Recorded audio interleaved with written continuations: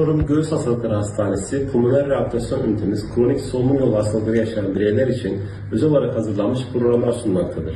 Nefes darlığını azaltmak, günlük yaşam aktivitelerini kolaylaştırmak ve hastalarımızı daha rahat yaşam alanı kazandırmak öncelikli hedefimizdir.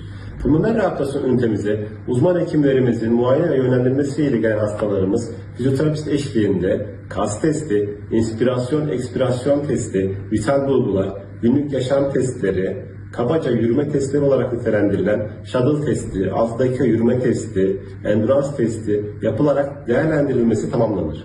Değerlendirme sonrasında kişiye özel tedavi programı uygulanır. Bu kapsamda germe ve kuvvetlendirme egzersizleri, solunum egzersizleri, nefes alma ve nefes verme, uygulamalı eğitimleri ünitemizde gerçekleştirilmektedir.